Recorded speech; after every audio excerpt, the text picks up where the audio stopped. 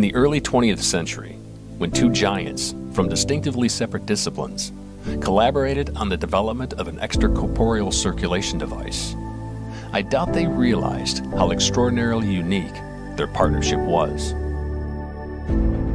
At this moment, we are positioned in a fast-paced world, where technology is advancing and globalization increasing, where distances get shorter, competition increases, and expectations are more demanding. A time when we need to make the best use of knowledge and look at each challenge from different points of view. A time for transdisciplinary integration of the sciences. A time when convergence innovation is needed most.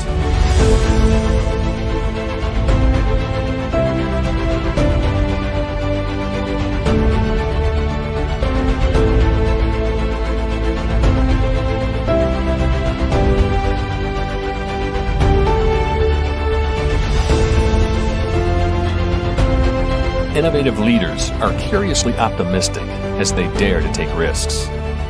And when leaders work together, the capacity to innovate increases exponentially. The world's most complex problems require convergence innovation. Through this approach, we have the ability to live longer, foster a better quality of life, and preserve this tiny rock we call Earth. It's why we are here, for the benefit of all.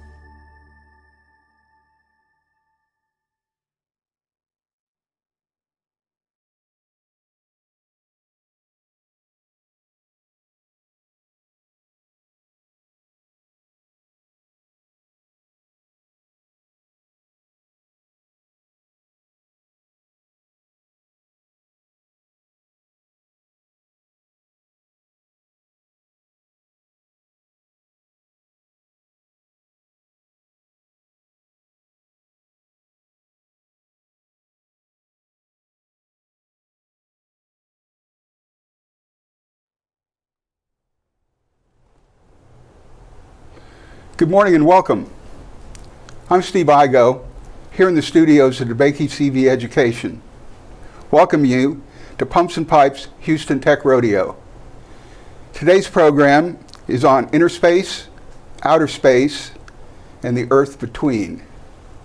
At past Pumps and Pipes conferences, we've talked about different parts of the body, the heart, the peripheral vasculature. But today we're going to talk about the lung. Can I see the first slide, please?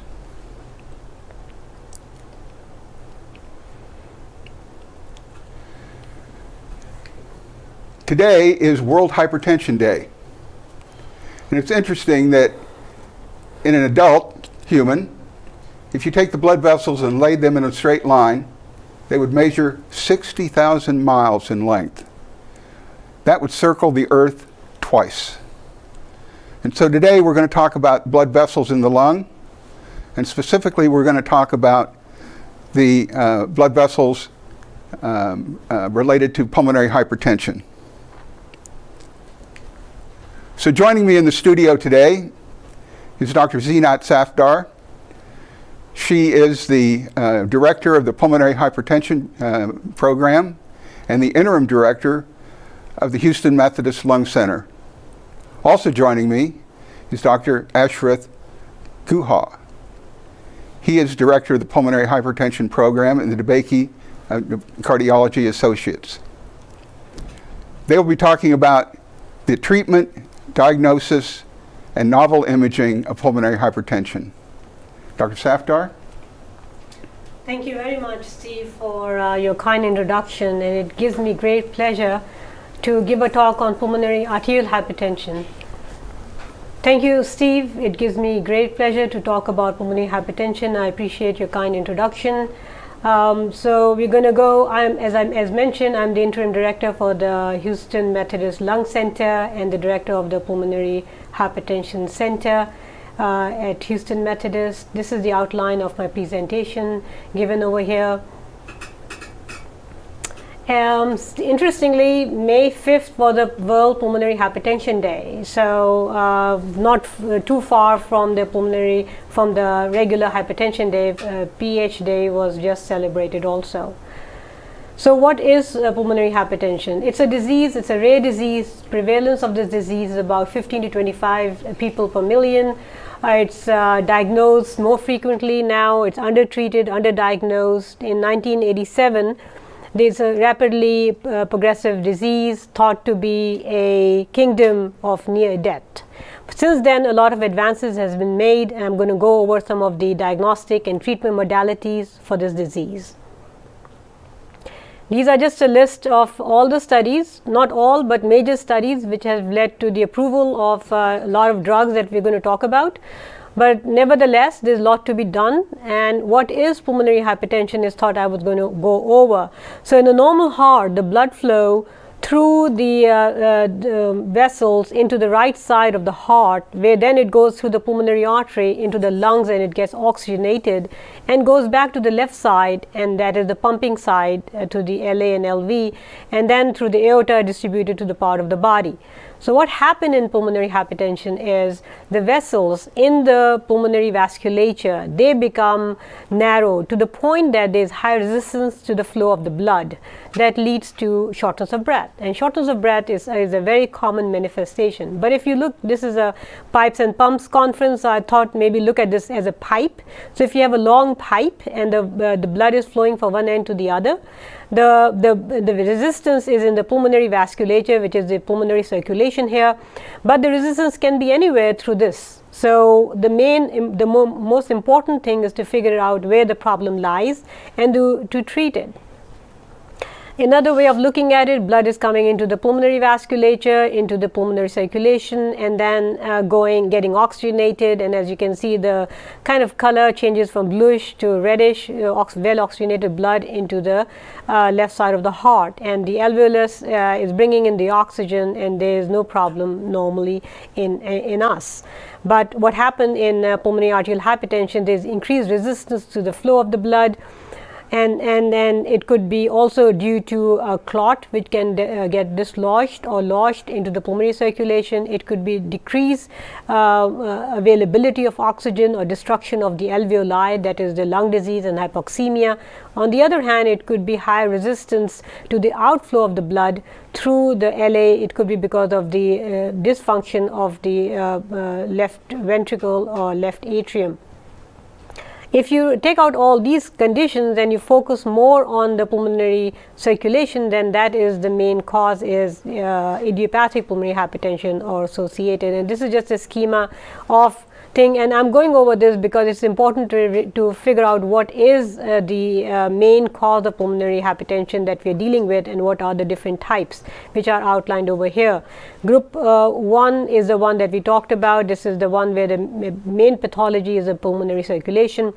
Group 2 is the left heart associated, where the problem lies in the left heart, whereas the lung disease associated is group 3, chronic thromboembolic is group 4, and then it's the miscellaneous. It's important because there are medications which we have available to treat group 1 and your group 4. But none for group 2 and group 5. But there are studies going on now that which are investigating new therapies. And interestingly, just recently, we have a new therapy available for PH due to lung disease, and it is an inhaled treprostinil.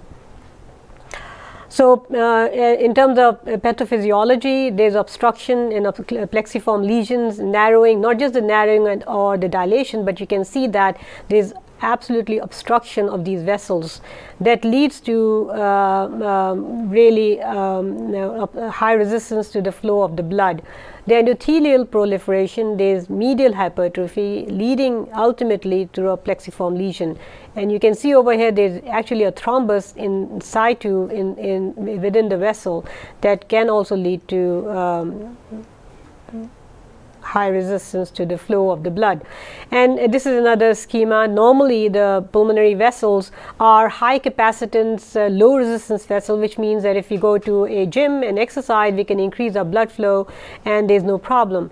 But in patients with pulmonary hypertension, they cannot increase accommodate the high flow of the blood in the pulmonary vasculature.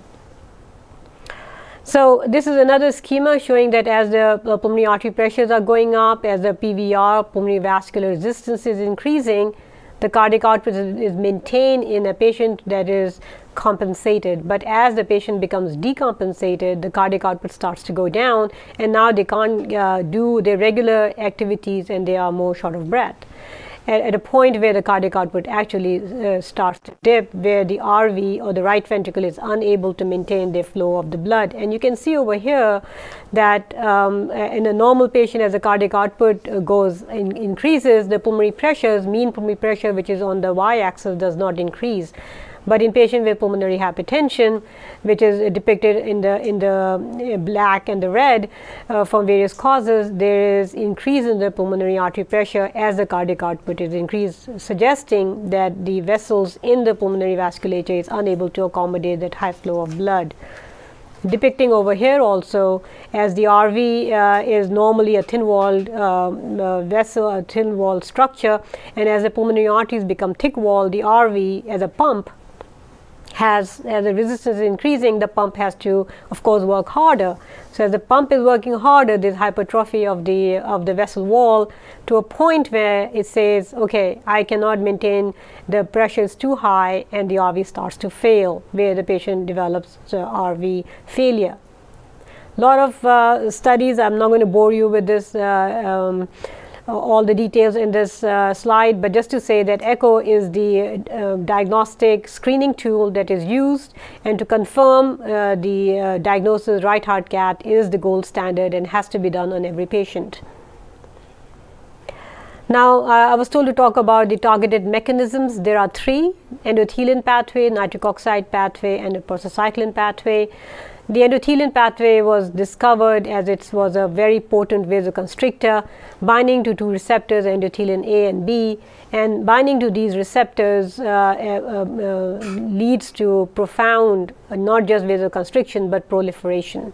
On the other hand, nitric oxide is a vasodilator, and then which is endogenously present in the vessels, and if there's paucity of the nitric oxide in these vessels, so that there is a reduction in cyclic GMP. But if you were to give us exogenous nitric oxide, or if you were to somehow increase the supply of cyclic GMP in these vessels by either giving them a guanylate cyclase stimulator that helps produce cyclic GMP, or block the breakdown of cyclic GMP by giving them a phosphodiesterase inhibitor, you will increase the supply of cyclic GMP in these vessels, which is a very potent vasodilator and an anti-proliferator. Similarly, the prostacyclin pathway, the reduction in prostacyclin has been shown for about 20 years now, so that exogenously delivery of prostacyclin leads to vasodilation, and you can either give them a direct prostacyclin analog, or they can be treated with a prostacyclin receptor agonist. So again, this is just the time course of all the clinical trials, but these are all the FDA approved medications which are available, targeting prostacyclin pathway, endothelin pathway, which blocking the endothelin pathway so that there is less proliferation, and donors of nitric oxide, which is given over here to increase the nitric oxide availability and production in these vessels. So you can see that there are about 14 of these medications which are available in these.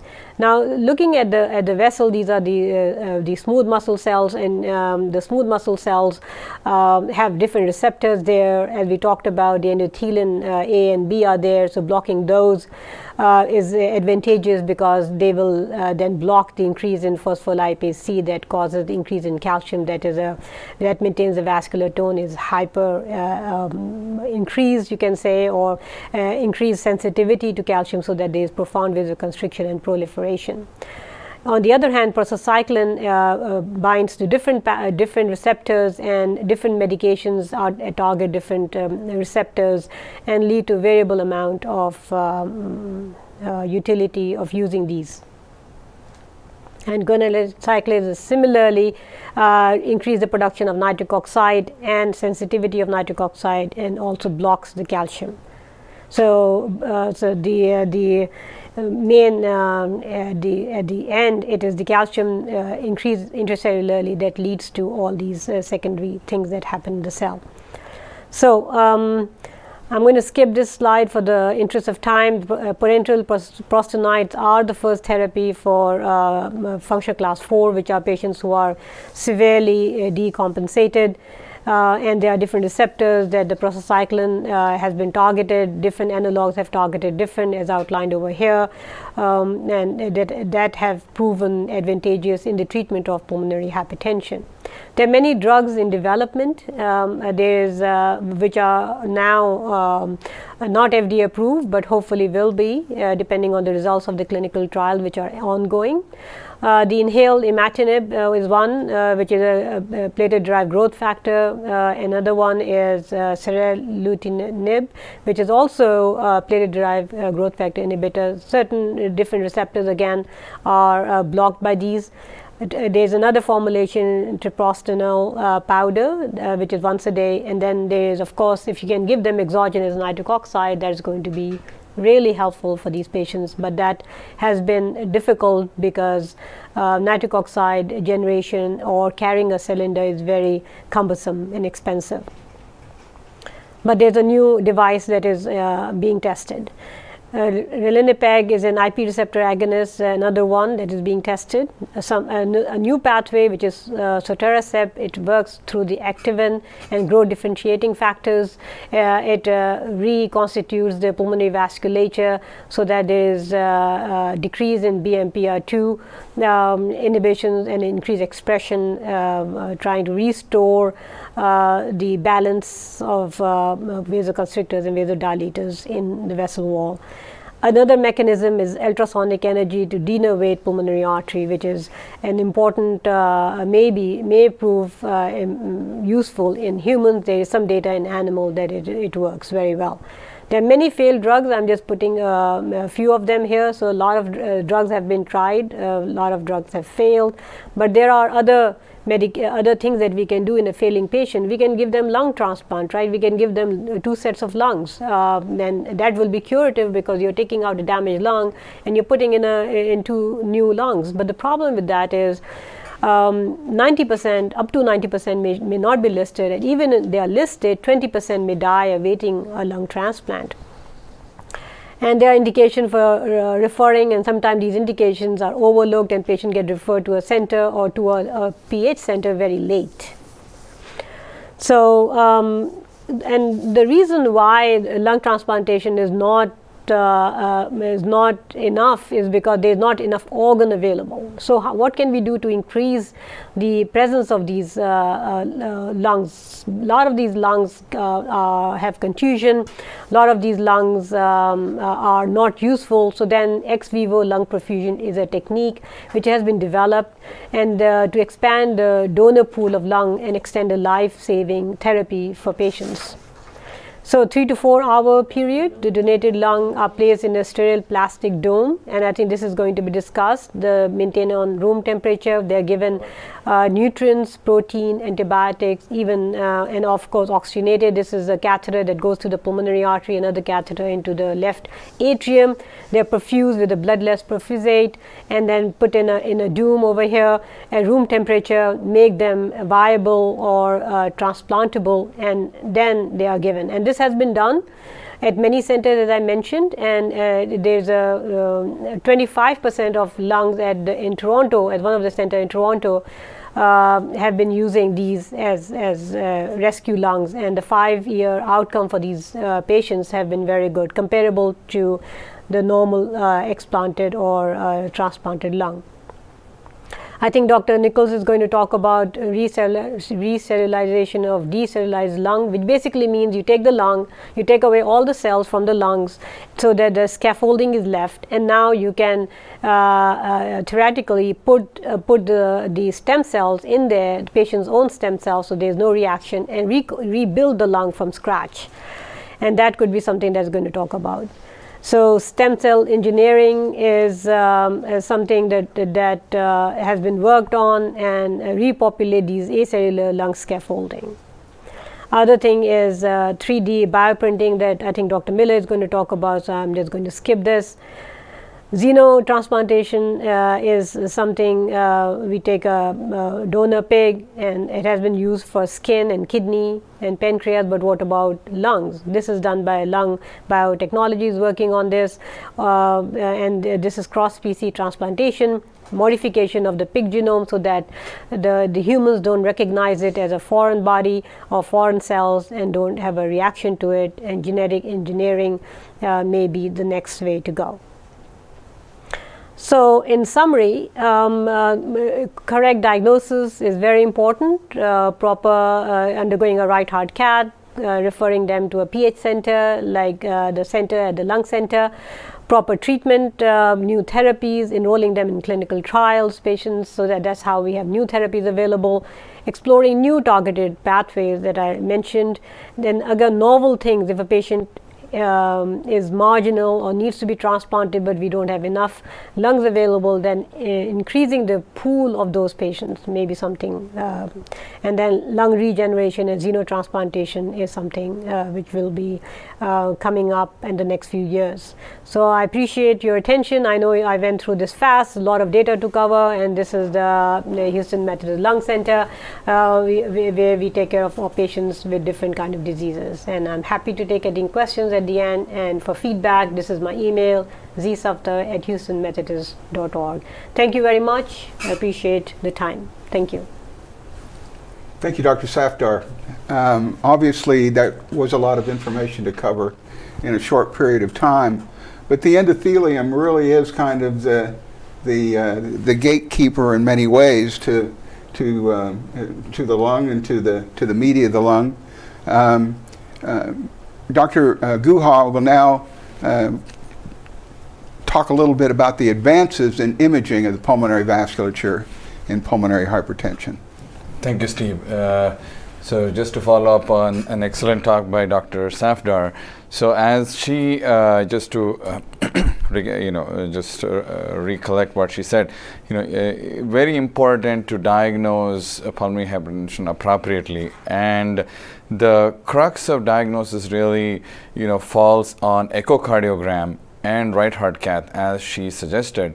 But why do we need newer imaging techniques if we already have echo and right heart cath? The problem is that we have, there are no tools for early diagnosis, and now we are having more data in pulmonary hypertension that earlier you diagnose and treat, the better the outcomes could be, and potentially even fully reversible. So I think that's why we need tools for early diagnosis. And secondly, the non-invasive tools such as echocardiogram are really very poorly sensitive. As you can see on the scatter plot on your right side, the echocardiograms it performs poorly in really diagnosing pulmonary hypertension, and there are a lot of false positives and false negatives. And thirdly, the invasive nature of the gold standard, which is the heart cath, also makes it imperative for us to have a different way to maybe diagnose pulmonary hypertension. So and also in terms of looking at prognosis, I think just the shape of the right ventricle and poor echocardiographic windows lead to a poor assessment of the RV function, which is really what determines the overall prognosis in these patients. So in terms of what are the imaging targets and the focus, again, the focus is both on diagnosis and in determining prognosis. And these are the different targets that people have looked at in in trying to diagnose pulmonary hypertension better. So they look at targeting hypoxia, which is what leads to pulmonary hypertension, then into the endothelial and the smooth muscle hypertrophy, which is one of the characteristics of pulmonary hypertension, and the vascular remodeling which results from it, and the small vessel arteriopathy and the distal vessel pruning, and subsequently the end stage thing that we get, which is perfusion and flow abnormalities and heterogeneity. So different imaging techniques have tried to address each one of these abnormalities in trying to see if you can image pulmonary vasculature better, hence maybe diagnose pulmonary hypertension sooner and with a much more specific and in a sensitive manner to help them get to treatment better. So in this talk, we'll be quickly going over some of the MRI techniques, the CT angiogram techniques which have come along, and molecular imaging. So in MRI, we'll be going over the 4D and 2D phase contrast, and in molecular imaging, I'll be talking a little bit about SPECT and PET. So, as you all know, MRI can measure flow. The way it can detect or image flow is you can, the older technique is to use a 2D phase contrast where, you pick a point and look at the movement of that vector along the flow. And now, we have 4D phase contrast CMR, where you look at a point and its movement, and both in the tissue as well as in the blood, but in a three-dimensional way. So people have tried to use both these 2D and 4D contrast CMR to see if we can diagnose PH sooner and also risk prognosticate. So this is the picture of a patient with pulmonary hypertension who's had, a 4D contrast MRI, and some of the parameters that have been studied. So what this really does is you are able to image the flow of blood through the pulmonary artery. So as we all can imagine, in a normal pulmonary artery, the flow will be very laminar, and when somebody has pulmonary hypertension and remodeling of the blood vessels, the flow is not laminar. You have a lot of turbulence, and there are multiple things which become abnormal. The acceleration of the blood through the pulmonary artery is abnormal. The time to which it accelerates is abnormal. The overall velocity is reduced. So people have studied each of these parameters and found that it is abnormal in pulmonary hypertension. But however, the gold standard that most of the treatments have been studied with is something called pulmonary vascular resistance, which is the resistance across the pulmonary vascular tree. And when each of these parameters have been compared or correlated with the pulmonary vascular resistance, they have not performed that well. The correlation coefficient is about 0.6, which is not that great. So there is, at least some more ways to go before this could become mainstream in imaging patients with pulmonary hypertension. So what about the quality of the flow? Like I said, so if you look at the picture on the right, that shows you the vortices. So normally the flow should be very laminar, and the formation of the vortices leads to energy loss. And currently people are studying if they can quantify energy loss. And one of the things which has been seen is this energy loss is in fact seen much in early stages of the disease, and whether this could be used as a potential therapeutic endpoint remains to be seen. So now switching gears, one of the groups of pulmonary hypertension that Dr. Safdar talked about was chronic thromboembolic pulmonary hypertension, or group 4 pulmonary hypertension, where patients have chronic blood clots in the pulmonary arterial tree and either undergo surgery or catheter-based therapies to open up those blockages, and also can get medical therapy to treat this. And one of the problems with this this disease state is trying to understand if the surgery, which is very complex and it's open heart and requires cooling of the brain, is successful, and what is the level of success.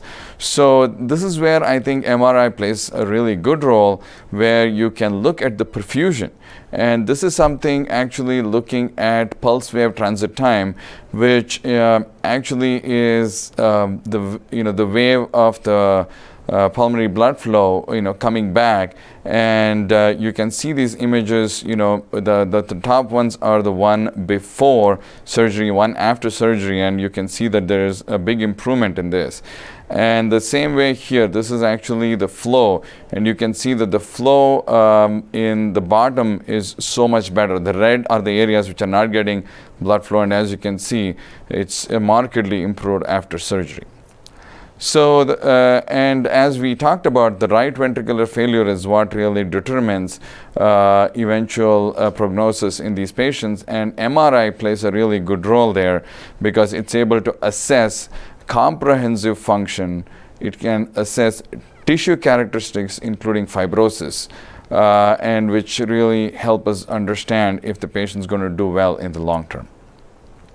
Now, switching gears to molecular imaging. As Dr. Safdar said, there are multiple pathways which play a role in the pathogenesis of pulmonary hypertension. So people have tried to see if any of those pathways or downstream pathways could be imaged. And as you can see, there are so many ligands which have been looked at in animal studies. And there is only one which is made into the human studies, and that is adrenomedulin.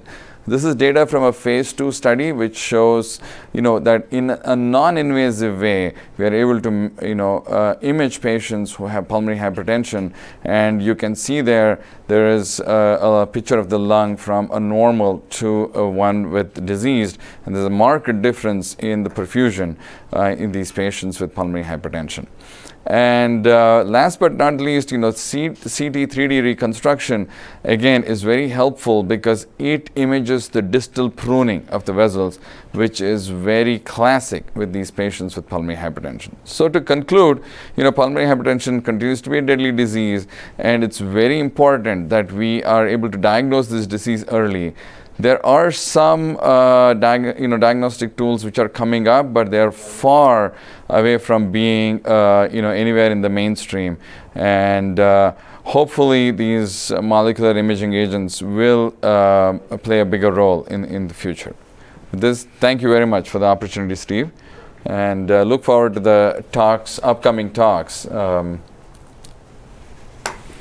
Thank you, Dr. Guha. If we can go back to my slides.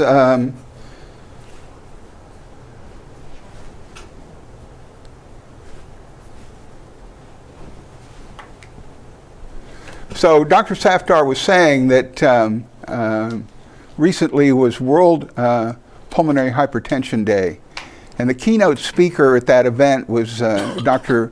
Martine Rothblatt, who is the founder and the CEO of United Therapeutics. I've been in touch with the folks at the Institute who put this program on, and they will be featuring her talk on their website. And so as soon as Dr. Rothblatt's presentation is on their website, we'll put that out in our newsletter and let everybody know about it. So it gives me pleasure now to introduce the introducer for our next presentation. Jane Grandi Allen is the Isabel Cameron Professor of Bioengineering at Rice University. She's also been a Pumps and Pipes advisor for us since the very beginning. And she will now introduce our next speaker, Dr. Jordan Miller, also from Rice University, who will talk about 3D bioprinting of the pulmonary vasculature. Jane, good seeing you this morning. Thanks. Can you hear me okay? Yes. Okay. All right. So part of my favorite part of my role in being an advisor for Pumps and Pipes is to connect Pumps and Pipes with faculty doing really exciting research. And our next speaker, Dr. Jordan Miller, is the definitive example. Dr. Miller earned his bachelor's degree in biology at MIT, then his PhD in bioengineering at Rice. And then after a postdoctoral fellowship at Penn, he returned to Rice as an assistant professor. And he was recently promoted to associate professor.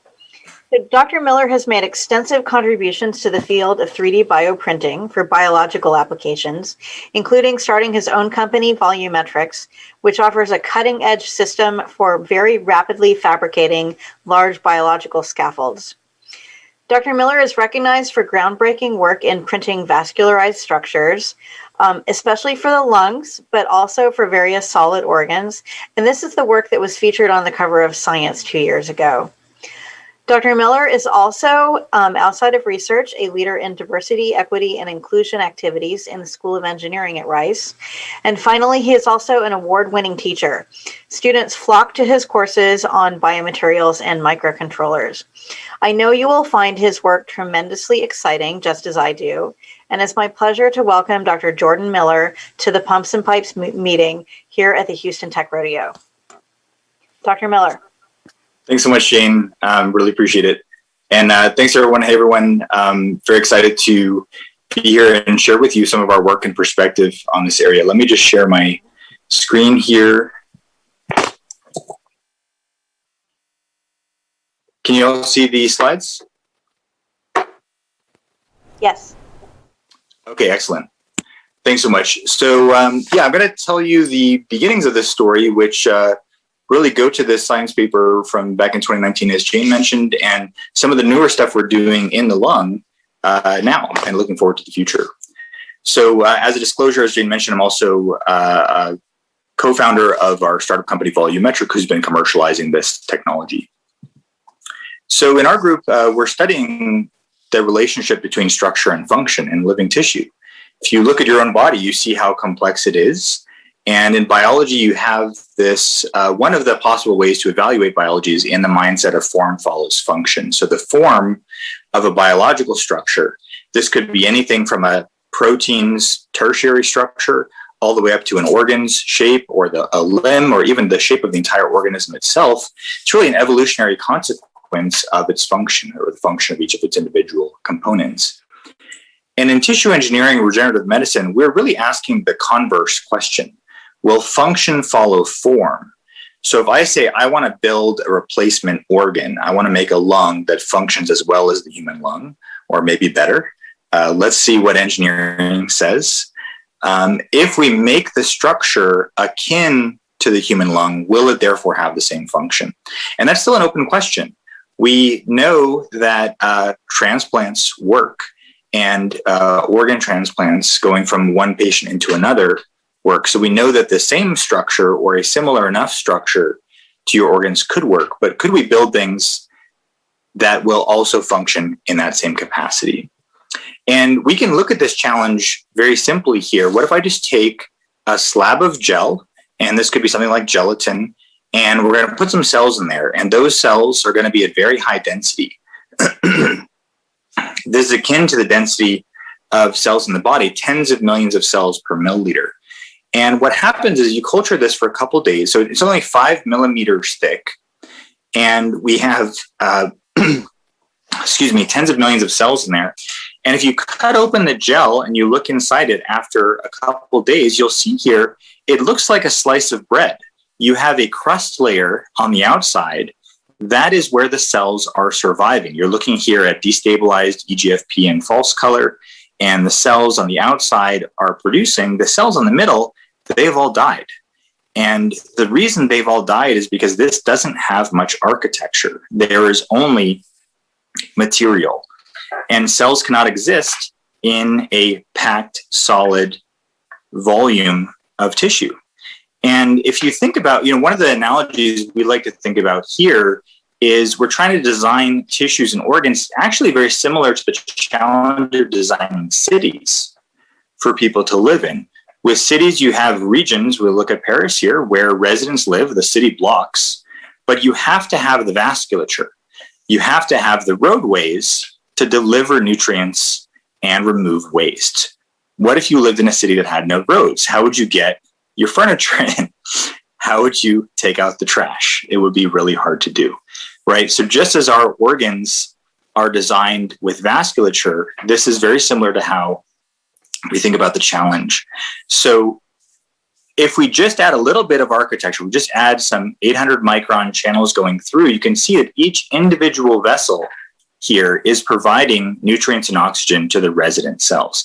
It's not perfect. We still have plenty of dead zones here, but it suggests a way forward. If we have enough vasculature, then maybe we can get enough cell function. And the first stage of physiology is just survival. If we can't get the cells to survive, they're not going to be able to function like they should inside of an organ. So looking at all of the organs in the body, the so-called solid organs, it's actually a bit of a misnomer. The solid organs are not solid at all. Things like the liver, the lungs, the kidneys, the pancreas, they have huge amounts of vasculature running through. In our lungs, we have the vasculature for the air and also the bloodstream. In the liver, we have the bloodstream, we have the bile ducts, we have lymphatics. This is a very complicated set of networks that exist inside the body. From a biologist perspective, from my undergrad, this was beautiful. This is amazing. This is inside of us. This is nature. From an engineering perspective, getting our lab started in 2013, this was absolutely terrifying. From an engineering perspective, how are we going to make something as complicated as what's inside the body? So to build living tissue systems, to take the idea of will function follow form, we need to have blueprints. We need to have materials and cells that work together to construct the tissue. But we also need to have fabrication systems that can generate such architecture in a way that's permissive for cells. So we're using 3D printing. As you probably know, 3D printing has been around for about 40 years. People in our field in bioengineering are now adapting those technologies, we have been for the last 20 years, to work with biomaterials and work with cells. And we're talking today about projection stereolithography on the right, where we're shining an image, we're projecting an image into a light-sensitive liquid. This particular chemistry that we synthesize, where the light is sensitive to blue light at a certain intensity, and it converts chemistries, turns them on in the regions where we've shined light. So if we shine a pattern, that pattern is actually instantiated into matter by localized polymerization where we've shined the light. So if you want to make a chess rook, you would take these sequential masks on the right, circles of different size, and the top of the castle, you print the object one layer at a time, and that would get you the chess rook. Now, what about tissues and organs? Well, we'll get there. So you have a vat here where the light-sensitive liquid is. You shine light from below, and each layer is projecting a different image and allows you to build the structure.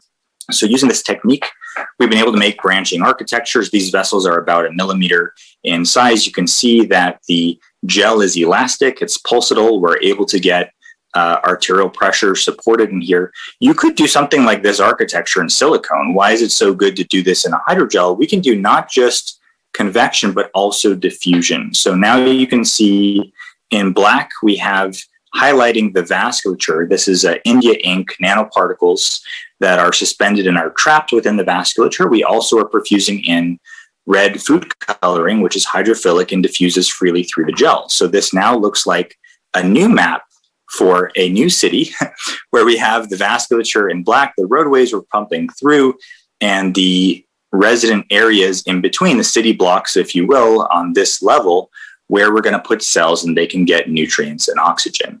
So that's all well and good, but our organs are extremely complicated.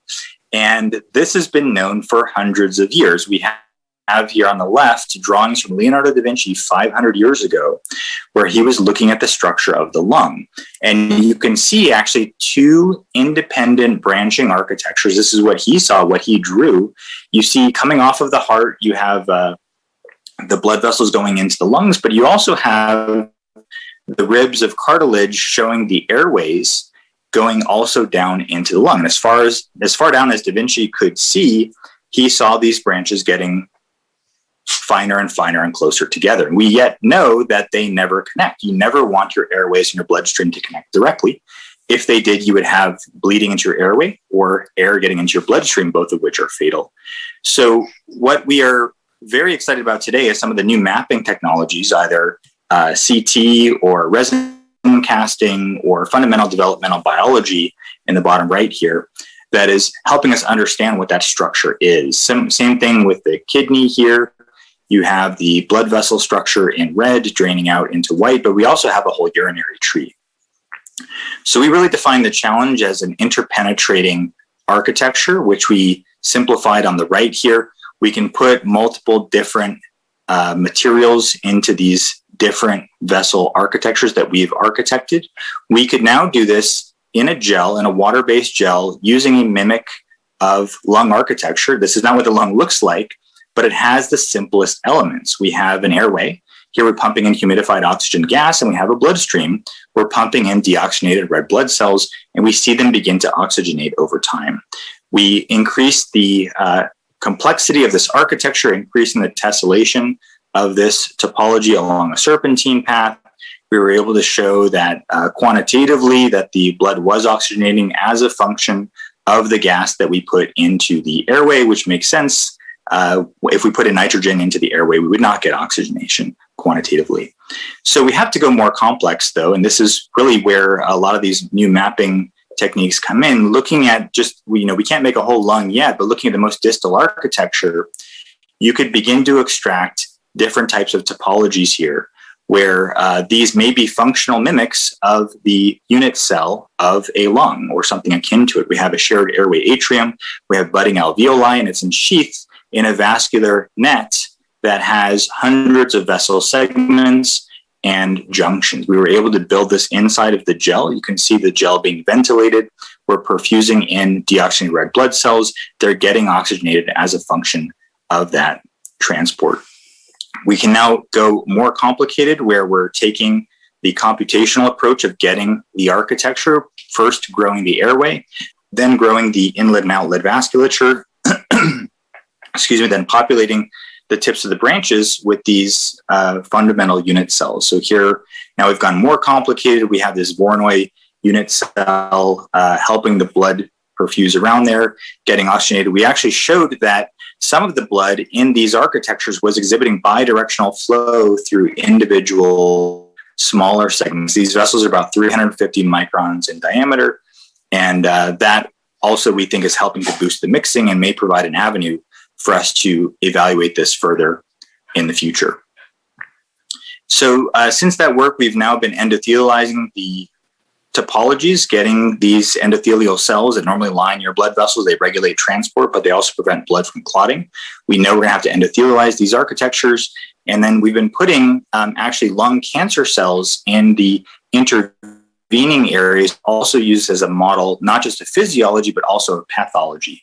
So we could fill up these chambers with cancer cells shown in yellow around the vasculature that's endothelialized in green. And we see now that the lung cancer cells are beginning to proliferate as a function of their distance from the vasculature. This is going to really help us understand more of that relationship between structure and function, looking at these cells invading the vasculature under intravasation, as well as migrating towards the vasculature.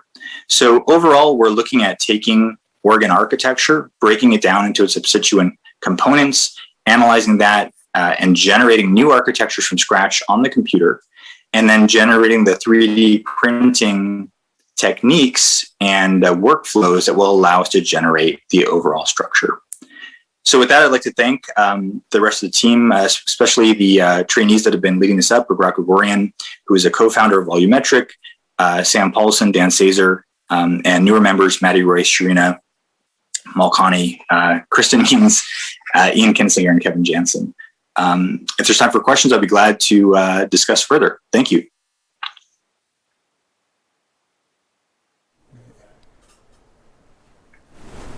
Jordan, that really was a spectacular interspace presentation. Truly remarkable work you're doing in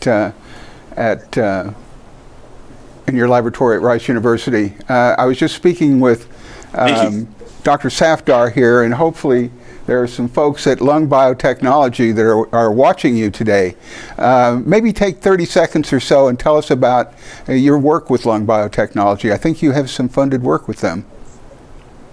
Oh, great. Yeah, we've loved our work with Lung Biotech, and we share the same mission of generating replacement organs, particularly focused on the lung, and using 3D printing as an avenue to push that forward. So yeah, we have a funded project from Lung Biotech on studying and developing and endothelializing these architectures, and excited for more work coming out actually this next month, publication on this endothelialized network structure, as well as some future work going even higher resolution. Thank you again for joining us today, and thank you, Jane, for making the introduction. We appreciate it. So moving on to our next speakers. We're now going to take you to outer space. This will be the outer space component to our presentations. What I'd like to do is introduce the introducer. If we can go back to my slides, please.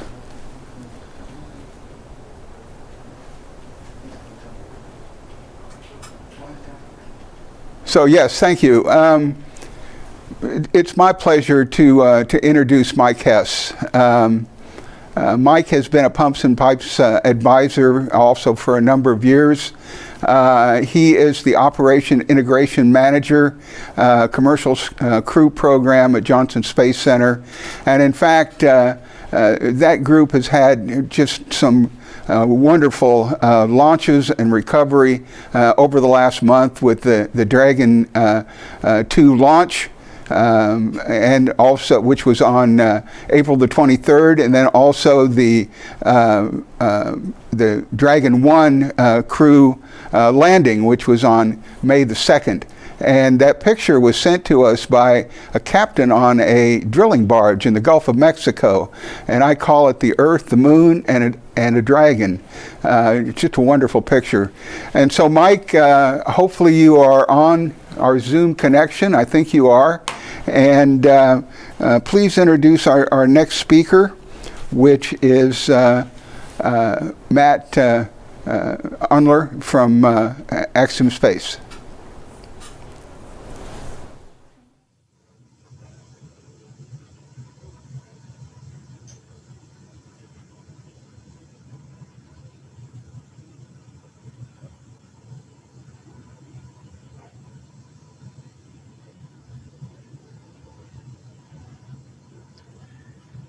I can't hear your audio, Mike.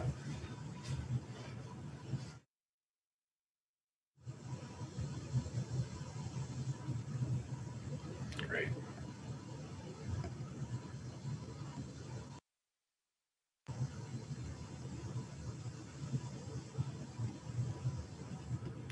Anybody hear me? Hey, can you guys hear me? I got booted out for a second. Oh, you're back. Good to see you, Mike. Go ahead with the introduction. Thank you. Yeah, okay. Sorry about that. I don't know what happened. I was good and ready to rock and roll, and I got pulled back into the prep room. Adventures on Zoom. So, can you guys hear me okay? Yes, we can. Go ahead. All right, very good. Well, I've known Matt for at least 17 years, but I know he's worked at NASA for at least 28 or so years prior to him leaving NASA for other opportunities. He's got over 35 years of experience in engineering, management, and leadership, both in government and industry. He is formerly the president and CEO and founder of Houston Mechatronics, which was a fast-growing robotics and automation company that was local here in Houston, developing commercial robots and a host of technologies and applications. He grew that from startup all the way to over 60 million valuation under his leadership. He also worked for a period of time as a senior executive with Stinger Gafarian, again, a large technology corporation that has operations here in Houston. He was doing business development, strategic planning, program management, and corporate initiatives. But Matt currently serves as the chief technologist for Axiom, and we're going to hear a good presentation from him now. Of course, I see Matt mostly at the Home Depot. He always has projects going on, and he's always hitting the throwing a backpack on and going out to the woods. So I'm sure his discussion here about what's going on with possible future space stations is going to be very interesting. Take it away, Matt. All right. Thanks, Mike. And good to see you. It always reminds me what a small community aerospace is. Run into the same people over and over again for sure. Well, let me start sharing my slides, which is always a bit of nerve-wracking. Will it work? You can see those, I hope.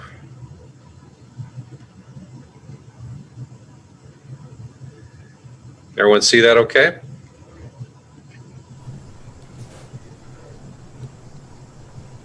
Can everyone hear me all right? Yes, we can hear you. Go ahead, Matt. Looks good, and you sound good, Matt. All right, very good, very good. That's sort of the phrase of the 20s, isn't it? Can you see my slides and can you hear me? Well, I really am privileged to be here and chat with you about what Axiom Space is doing. And this shows a rendering of our station that we will be building off of the forward part of the International Space Station. We'll be building it off what's called Node 2, which is the forward port of the ISS. We won that opportunity last year and have been running fast ever since to build a team and all the facilities needed to build the spacecraft. So I'm going to talk a little bit about the space station a little later and just talk more in general about what we're doing and why as we go forward here. The usual disclaimer. This, as you can see from my picture on the video, this is not my hair blowing in the wind, but we are, our vision is to build a thriving home in space that benefits every human everywhere. And we really have taken that to heart, and we want to build a space infrastructure and a space industry that really benefits everyone everywhere. And I'm going to talk a little bit more about how that takes place in several slides to come. So our first step to realize that vision is to build the first commercial space station. So as I mentioned, we won the opportunity to build our space station off of the forward node of the ISS. And it's it's a great opportunity, to be partnered with NASA and to benefit from all of the lessons learned over the last 20, 25 years of flying the International Space Station. But it also gets us an easier foothold into low Earth orbit. It's like going camping, but you have running water and electricity. So you don't have to have everything that you need right away. You can really benefit and leverage what's there on the ISS. And so this picture shows 3 of the modules that will fly eventually to the ISS. We will fly 4 modules total to the ISS, and I'll show all of those in a second. But I wanted to show at the bottom will be this thing we call the Earth Observatory, which are the largest space windows ever attempted and the largest space windows in the solar system. It's going to be this really, really unique place to hang out and observe the Earth and to get that effect that so many astronauts talk about when they fly, this realization that it's one planet, that there is no artificial boundaries between countries. It really is one planet that we need to take care of and learn how to work together on. And so that Earth Observatory is going to be a great place, I think, to realize that. And again, I'll talk a lot more detail about the station that we're building here in a little bit. One of our missions, of course, is human spaceflight. And we actually, not only do we have this agreement with NASA to build our station off of the ISS, but we actually have another agreement that allows us to fly private astronauts to the ISS. And we're doing that first flight next January. And our goal is to fly private astronauts that are looking to advance their own research objectives or their own philanthropic objectives, and you'll see a little bit more of that in a little bit, but also to open up space to every country on Earth, and not just those that participate in the International Space Station. And so there are a number of countries that are interested in flying their own professional astronauts because it brings a certain prestige to the country, but it helps stimulate science and technology, engineering and math education in that country, which, you know, I think we really need more of in every country on Earth for sure. And we also think that there's a third class of astronauts that will fly, which are dedicated to particular commercial endeavors. It might be a researcher from Johnson & Johnson who's trying to scale up some manufacturing in low Earth orbit and take advantage of the unique microgravity environment there. And so we hope to be flying those kind of commercial astronauts as well. This is our first, what we call the X1 crew. This is our first flight to the ISS, and again, it's next January. The commander is a former NASA astronaut, flown 4 times, Michael Lopez Alegria. He's Axiom vice president. And then the other 3 are what I described earlier as these private astronauts who want to advance their own charity causes, their own research causes. And so a really good group of individuals who share our vision and want to make a significant impact to people that live on Earth. And so they're taking this opportunity to advance some of their causes next year when we fly to the ISS.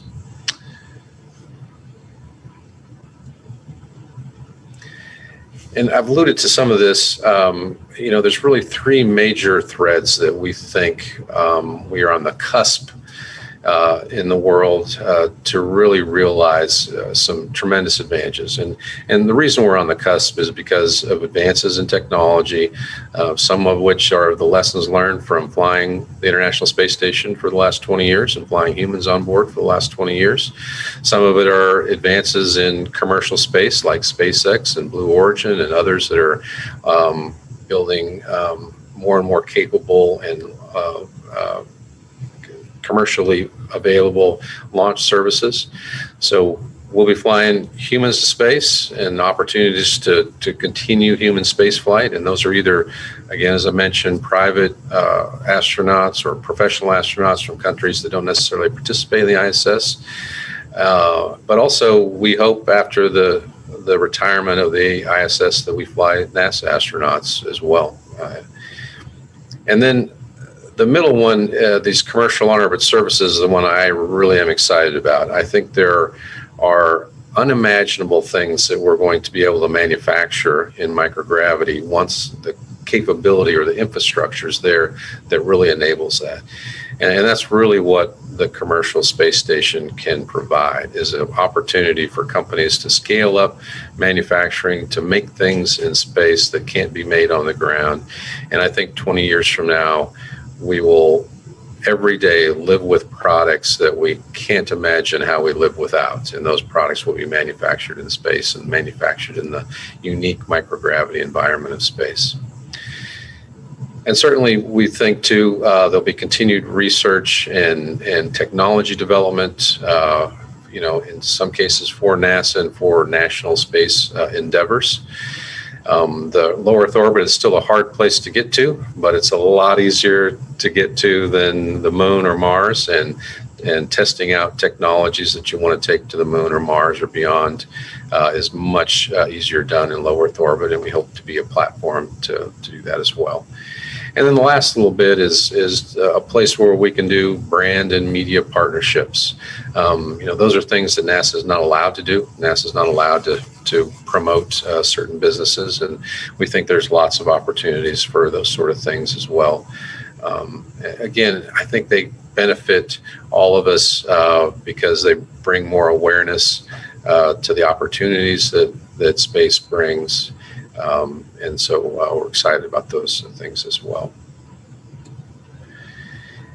And talk a little bit more about the on-orbit research. There's really been some amazing things done on the ISS in terms of research toward new products, new materials, 3D bioprinting, and things of that nature.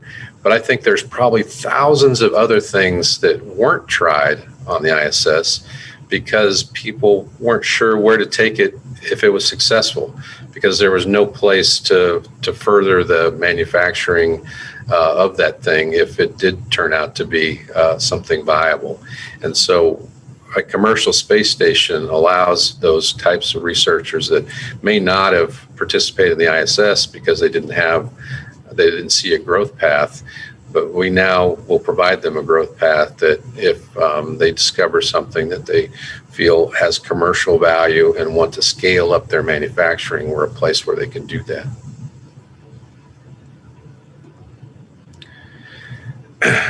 The on-orbit manufacturing piece of that is really, really exciting.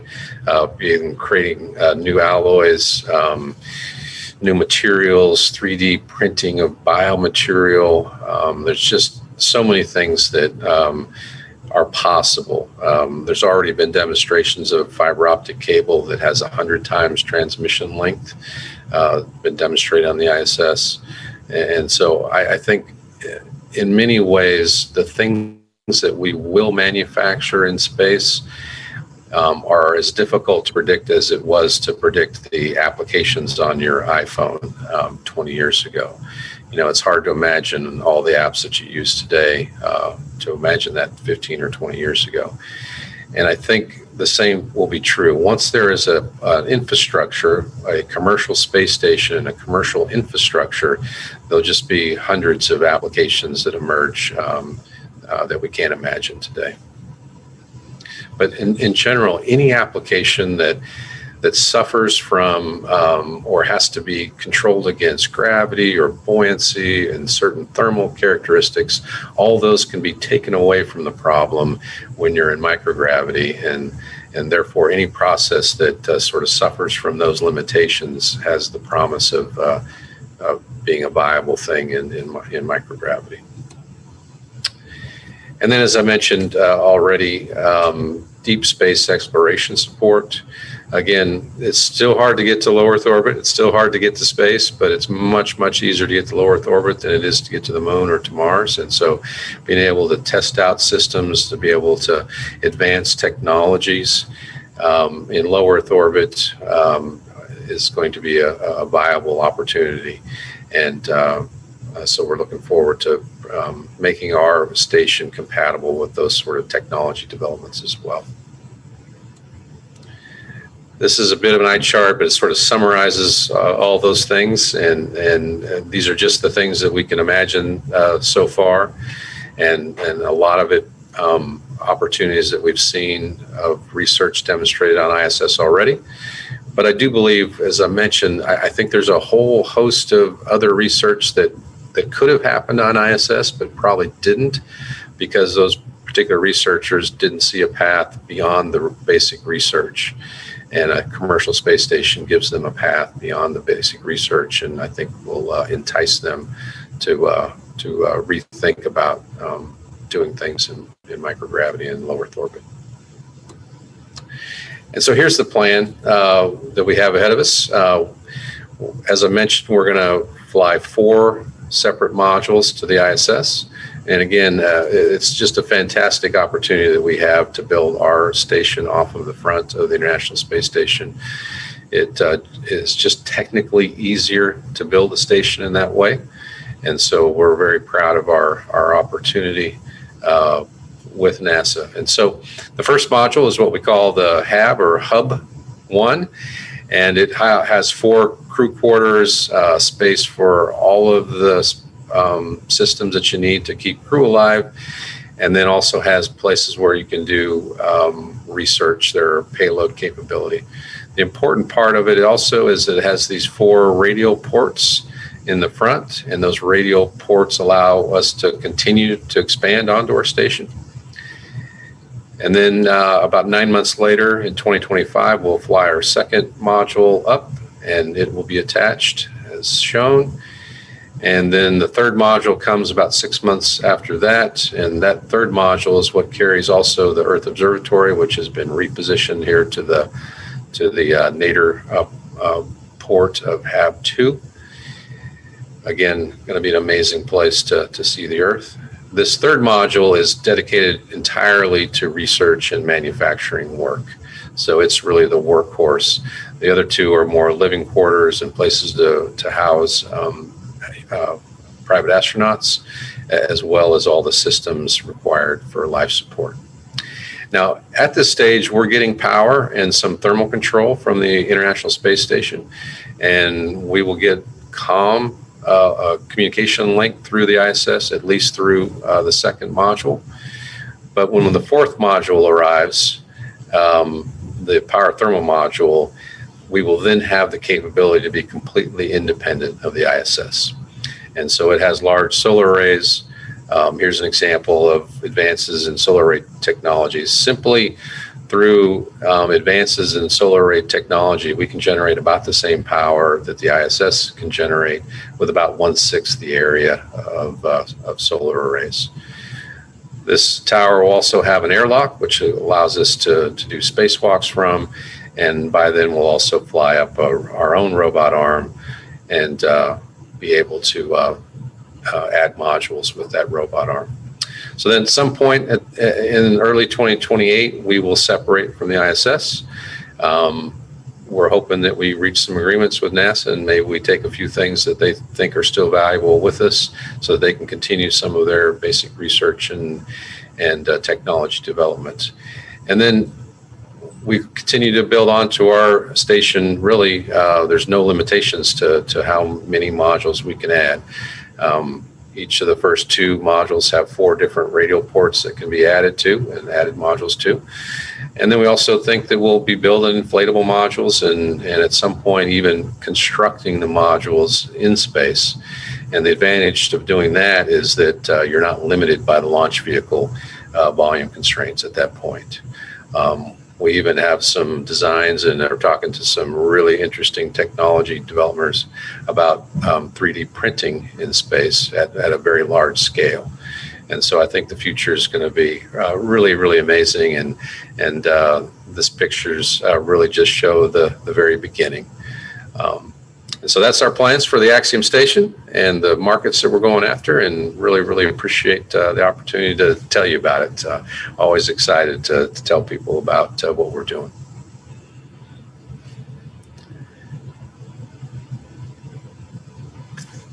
Taking us into outer space. I do have a question for you. I see my camera just went on. Thank you again for your presentation today. I do have a question for you. Maybe 30 seconds, 45 seconds. What was it like working with Felipe Stark? Oh, it was very interesting from an engineering standpoint. And we're continuing to work this problem, because if you look at the interior of the ISS, it's probably the farthest opposite you can get from Felipe Stark, right? The inside of the International Space Station looks like a crazy person's garage. And Felipe Stark had a certain vision for an aesthetic that we don't normally think about as engineers, but it's something that we're trying very hard at Axiom to create a station that is functional, but also has a certain look and feel and appeal to the human element. So just a note, Felipe Stark is just a visionary designer. He lives in Paris, France. His studio is in Paris, France, and he designs yachts, hotels, furniture, jewelry, anything that a designer does. And the fact that you linked up with him to help with the design of your module for your 21st century space station, I think is just remarkable. I think that's really one of the most interesting parts of the story about Axiom, actually, and what you've done. So, Matt, thank you again for joining us today. It's sure. Very much. So, moving on in the program, the next segment is the Earth segment, and really kind of is going to focus on the ocean. The Earth is a water planet, and so if we could go back to my introductory slides, please. the presenter for our next talk is Rustam Modi. Rustam is once again, he's now a Pumps and Pipes director. He was an advisor for Pumps and Pipes for many years. He worked at Baker Hughes and retired for a short period of time, but is now the CEO of Vintech Nanomaterials. Rustam, I hope you're on the line. I think that they made this. Oh, good. They made the Zoom connection with you. Take a minute and perhaps talk about this Washington Post article that we saw just, maybe a little over a month ago, and how we made this connection with Saildrone, and then introduce our next speaker, Anne Hale Margulies. Thank you, Steve. Thanks for the kind introduction. On April 13th, a story in the Washington Post about high-tech robotic surfboards caught our eye. We kind of find that very interesting. And after reading the story about a company, Saildrone, and its technology, we decided that there would be a very good addition to the Pump and Pipes conference. So let me take this opportunity to introduce our next speaker, Anne McGlary. She's a Saildrone Program Executive Officer for Impact Science and has spent a career promoting satellite, remote sensing, and geographic information systems that improve the collection of the environmental data about our planet, especially the ocean. Prior to joining Saildrone, she founded the Radiant Earth Foundation, a hub that collects and shares open satellite imagery data of the Earth, and also served as a president and CEO of Fugro Earth Data and Planet IQ. Thank you, Anne, for joining us today and talking about drone vessel mapping of ocean carbon data. Thanks, Anne. Thank you. Can you hear me? Yes, we can. Okay, let's see if I can share my screen this time. Hopefully this works. Okay. Can you see that now?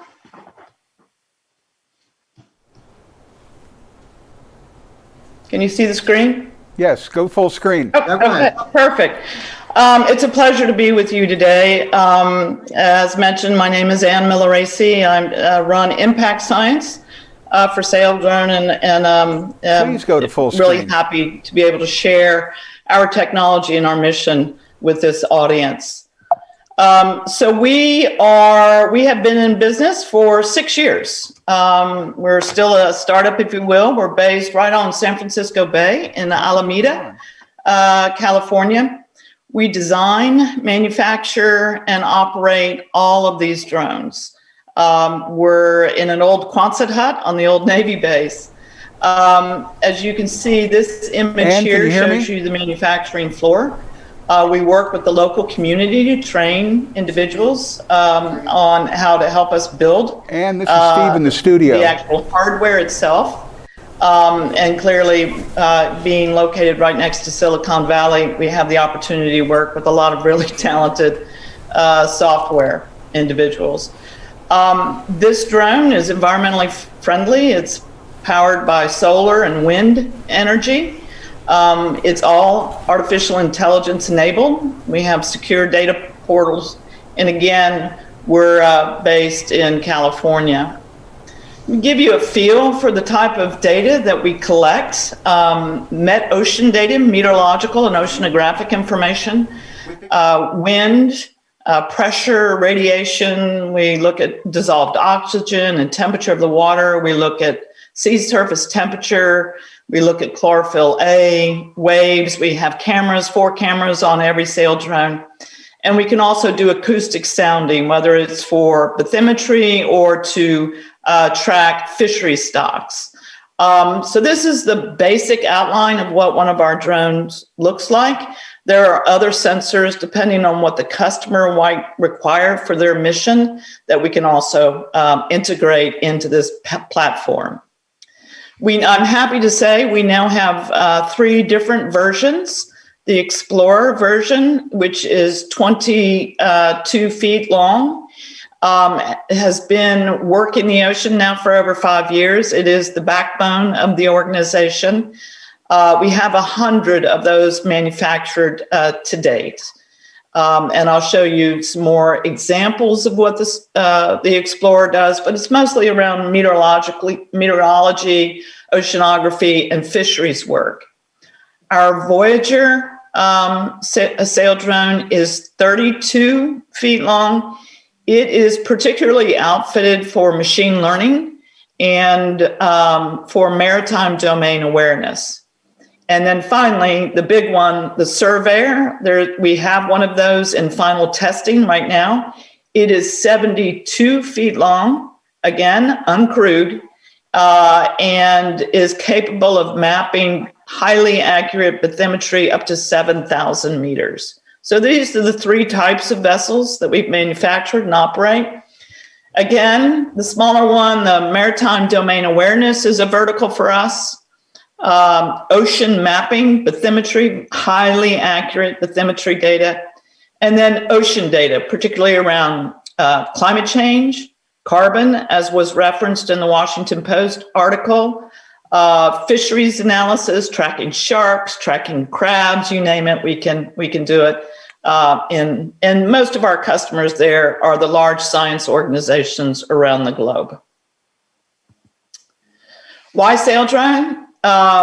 This is a budding technological area. There are a lot of startups, plenty of competition in the space, but I can say happily, we are proven, capable, and trusted. We've had over 10,000 days at sea. We've only ever lost 1 vessel. We've sailed over 500,000 miles.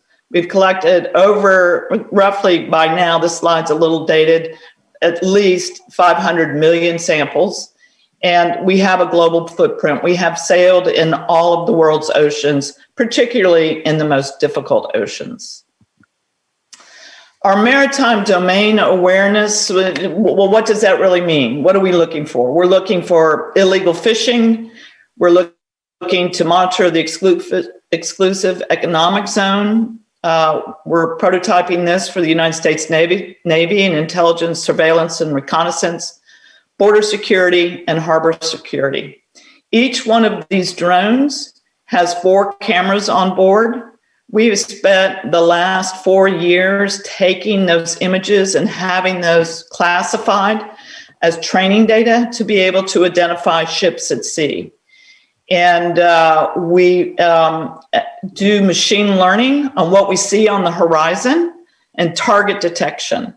We can determine whether the vessel we see on the horizon is signaling out their AIS signal. And if so, does that AIS signal match with what that vessel should look like?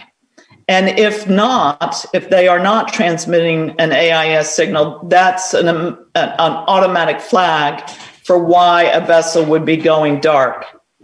So we have a radar system on this drone, 360-degree optical array of sensors, infrared cameras as well, and passive acoustics. It's quite a very capable machine. Our ocean data drones, this is actually in Dutch Harbor. As you can see on the right, we routinely collect data such as salinity, alkalinity, temperature, dissolved oxygen. That more colorful image in the bottom right is actually a fish stock assessment using an echo sounder. I'd like to reiterate that, again, we have 0 carbon footprint with this vessel. We routinely operate in the Arctic. This will be our 6th consecutive year in the Arctic. We were able to sail. Usually we ship these. We can put 3 on a cargo, typical truck bed or in a container. And usually we do that. But because of COVID, we actually have been sailing to the Arctic from Alameda, from San Francisco Bay. We've deployed over 26 of these vessels in the Arctic and done a cumulative 150,000 miles.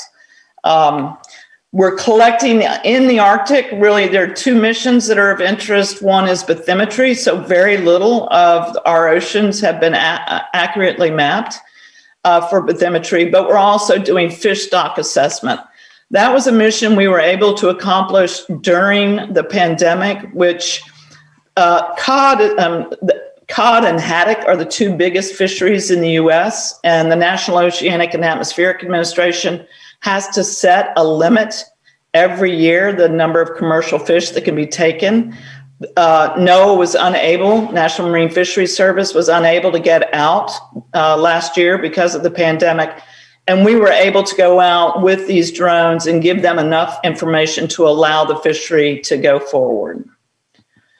This, though, is the mission I want to speak to, and it was the precursor to the mission that you saw in the Washington Post article. This is a mission that we conducted last year, or year before in 2019, where we circumnavigated the Antarctic, which is no small mission, those being some of the most violent seas globally.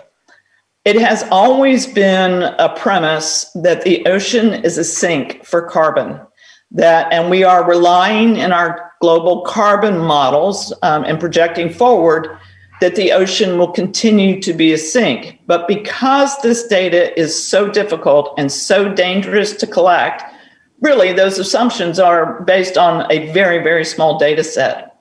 So our mission here was to circumnavigate the Antarctic and the southern Indian Ocean and the South Pacific Ocean and measure carbon. And as you can see by this graphic, that assumption that the Southern Ocean is a sink is incorrect. It is actually outgassing significantly carbon through a large portion of the year. So this science paper was published just recently. It has been a big story in the carbon modeling community, and it also received the Ron Brown Innovation in Science Award for the team at the National Oceanic and Atmospheric Administration that we worked with. We are designing a very similar mission for the Gulf Stream off the East Coast between the US and Great Britain. That western boundary current is also a very difficult sea, a violent sea in the winter. And we have very few observations on that. So we were lucky enough to receive an award from Google.org for a significant portion of this mission. We're out raising funds for the rest. But we will put 6 drones in the Gulf Stream for a year, and we will crisscross that current for these exact same measurements to try to determine and help refine our global carbon models. In addition, we will send all of that data in real time to the European Commission on Medium Range Weather Forecasting. ECMWF is their acronym. They are, and I used to work for NOAA, so I can say this, they are the premier global weather forecasting organization. They are the most innovative weather forecasting organization.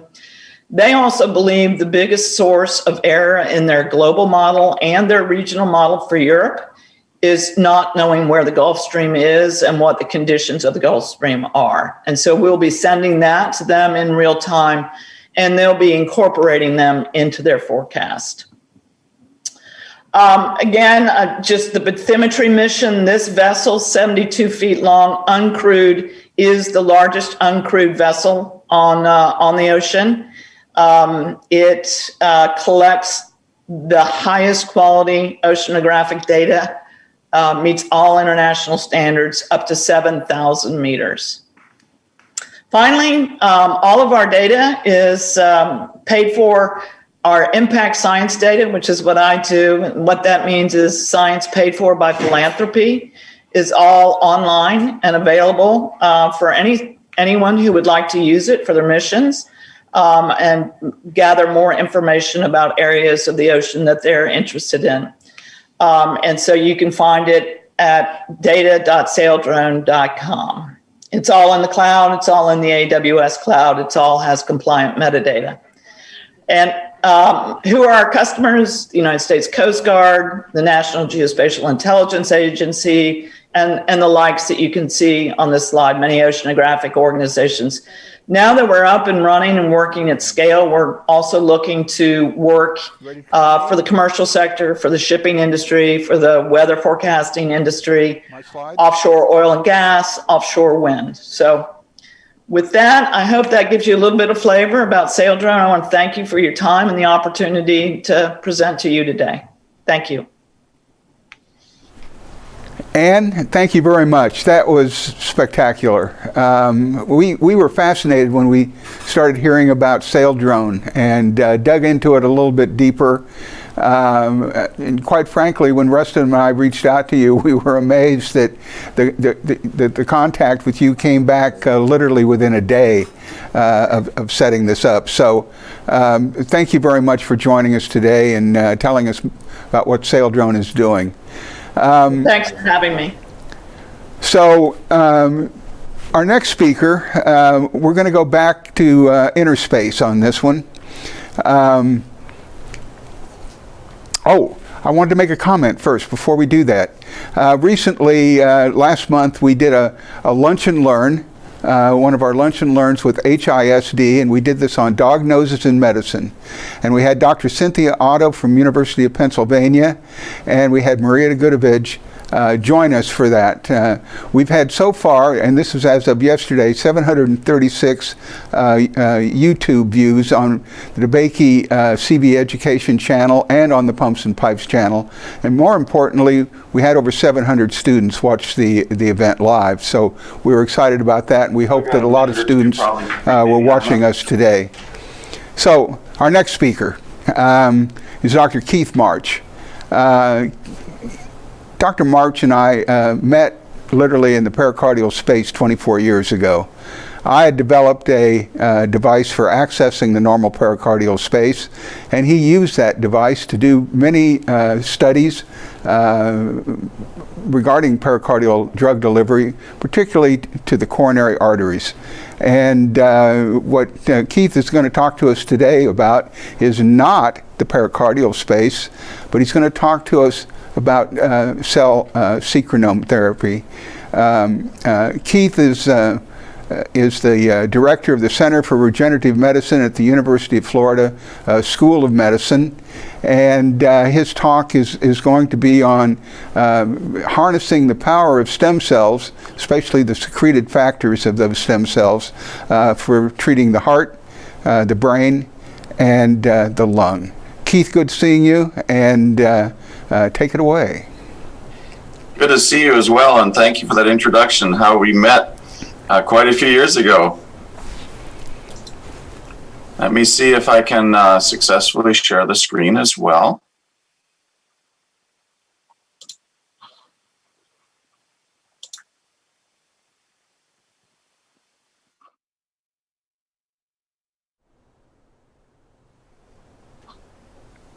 We see your slides. Can you go full screen?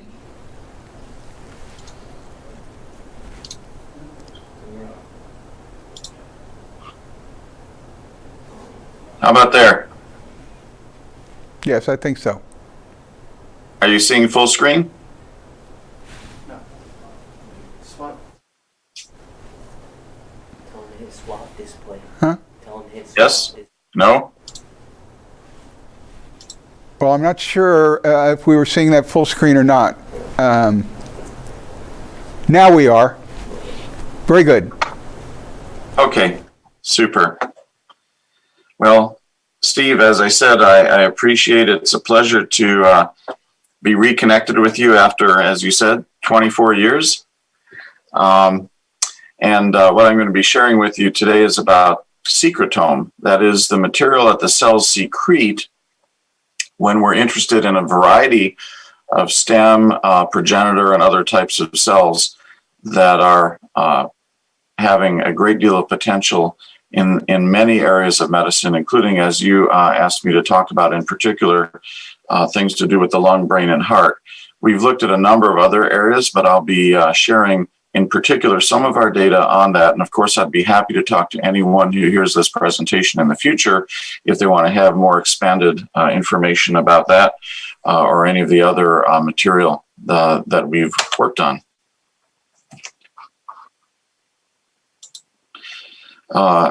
In terms of disclosures, I did found a company a number of years ago based on work in our laboratory related to therapeutic secretome, and that company is known as Theratome Bio, and I'll probably refer to it later on in the talk. If you think about cell therapy in general and how it's evolved over the last decades, certainly the first generation of many areas of cell therapy involved autologous, non-expanded cells. So cells out of one's own body, whether derived from fat, bone marrow. These are great repositories of stem cells or stromal cells. The second generation, I would say, would be allogeneic cell products, meaning from another donor.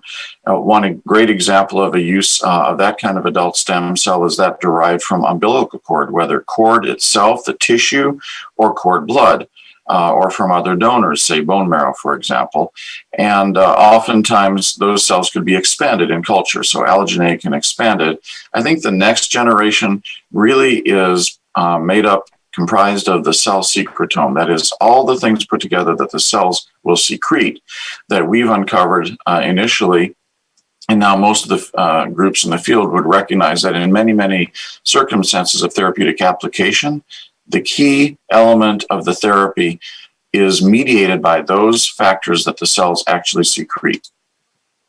So by way of outline of the talk, I'm going to talk about the role of ASCs in particular, which is where we've done most of our work, that is the adipose or fat-derived stem stromal cell, and how they really act as a paracrine secretory factory, the evolution of that hypothesis, of how they function, followed by talking a bit about the neurological targets and also the pulmonary targets, and then the cardiac targets and how these might be helpful to enhance transplantation.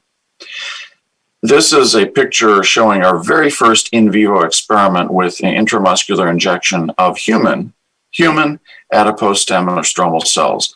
In this context, we were using a immunocompromised kind of mouse called the NOD-SCID mouse and injecting those cells either to treat the leg that had received interruption of its blood flow, thus creating something that essentially is a model of peripheral vascular disease and the resulting gangrene, either treating with the cells on the left or with medium, that is just carrier saline solution basically on the right. And you can see that the administration of the cells markedly improved the viability of the foot, thus changing essentially a gangrenous entire foot to just the tips of the toes, a much better viability. That was our first result in the time frame of 2002 and 2003. We were very excited about that. And when we went looking for those cells, if we labeled them with green fluorescent protein, which is a way of tracking them, we could see that the green fluorescent cell labeled here, seen in the green, were adjacent to the blood vessels, the small blood vessels in the leg muscles, which are marked here in red. But they were not part of those muscles and they were not part of the blood vessels. So what we learned was, unlike what people in the field were saying a lot those days, it was necessary that the cells would become part of the structure. These stem cells were in fact behaving not as the stem of a tree that gives rise to the branches, the fruit, the flowers. They weren't becoming those things, but instead were behaving in the function of a stem where they were supplying nutrients, supplying material that was helpful to the leg, to the muscle in this case. That was our hypothesis. So we went looking for paracrine factors, and these are what's called protein dot blots. Every one of the dots here represents a protein that's being detected at a fairly high level, a growth factor or a cytokine. I don't mean for you to look at all of these and remember them, but the point is a lot of factors are being secreted by the cells. And so that was what we actually talked about, that these were angiogenic, things that would grow blood vessels, and anti-apoptotic factors that would avoid cell death that were being secreted by these adipose stromal cells. And we proposed that that was in fact the majority of how they worked. At that time, we received some editorials around this concept that were friendly for sure, but also pointed out that we were being very countercultural because we were among the first 2, maybe 3 groups to point this out. And the first one in this particular cell type, that was a key aspect of how they worked. Now, that role of paracrine factors has gradually been recognized more and more in the field. If you just look at this timeline of the number of publications, you can see it's exponentially almost increasing in terms of the recognition of the paramount primacy of those factors in mediating what the cells do. Now, as I'll show you the function of these cells and their secretome in multiple disease areas, one way to think about understanding why they can have impact in so many different areas is to understand that these are the cells marked here in red that surround small blood vessels in the body. This is actually a blood vessel taken from human fat, and we've looked for the location of that stem cell, which we discerned the marker to be called a PDGF receptor beta, which is marked here in red by an antibody. And you can see it sort of hanging onto that blood vessel. You can kind of imagine both a chemical as well as a physical embrace. And this interaction with that blood vessel is what we think characterizes all blood vessels throughout the body. So that effectively, I think of these cells as the repair stations on the highways of the body, which are the blood vessels. And they're found everywhere, and thus we can conveniently harvest them from fat, for example, but they're everywhere else too, conducting a very similar repair function. And like repair stations have inside a lot of different tools and a lot of different machinery to do repair, these cells actually have similar tools, and they secrete those tools when necessary. These tools are the peptides, the proteins, the small molecule metabolites, and even miRNAs, microRNAs, mRNAs, and mitochondrial genetic material as well. So that secretome contains all these factors. And I like to use analogies. Another analogies, think of it like chicken soup. There are the soluble factors that are in the soup, and there are the floating around things, whether they're carrots or onions or other things, in this case called exosomes. And those factors mediate angiogenesis, neurogenesis, and inhibit apoptosis or cell death, and inhibit various aspects of inflammation. Those are, in fact, the key ways that the cells can work to effect an improvement over an injured circumstance, whether it's a pathological state, a trauma, whatever it may be. Something important to point out about this kind of approach that uses the secretome is that instead of a single factor therapy, such as is typically done either with a purified biologic or with a pharmacologic agent, as standard pharmacology is targeted with one particular target in mind usually, cell product therapy is much more like physiology. There's a whole host of different substances, hundreds, if not thousands, effecting change on a variety of targets. And so one instrument, in the case of music, another analogy, you could see a loud sound coming from, for example, a tuba. However, in the context of the cellular approach, these are secreting all these factors much more like an orchestra, each one having a more limited degree of sound, but creating on the whole a very nice symphony. And that's what I like to think of the cell approach as doing, whether we're using the cell or what they secrete, the secretome. So how do we prepare the secretome? Basically, we culture the cells in a protein-free minimal medium. We harvest that medium and we concentrate it. And so we have a concentrated preparation, which incidentally can be freeze-dried or lyophilized or placed into some other sort of a freezer, but not under liquid nitrogen, necessarily under cryostorage as the cells are. So they're much more readily able to be moved about and utilized. The first in vivo model we tried to test the effect of the secretome and therefore test our hypothesis to whether perhaps the approach of using secretome would work was a rat model. We tested this with our colleague Yansheng Du in his laboratory. We were not a neurological laboratory, but we had a great deal of interest in stroke and cerebral palsy. So this is a rat model where there is a unilateral ligation of the carotid artery, very similar to what I described earlier in legs. But here, after that ligation, after that interruption of blood flow, we simply provided secretome, not cells. And we found that here we see a cross-section of a normal rat brain, a dramatic loss of neurons seen with the interruption of blood flow, and dramatic protection that was effective both structurally and also functionally. I don't have time to show it here, but we did a number of functional studies of memory and muscle function and so forth in these rats and found that even though they had undergone the same blood flow interruption, the stroke that had occurred clearly in the control animals did not happen, and these looked at several months out or a month out were much improved structurally and functionally.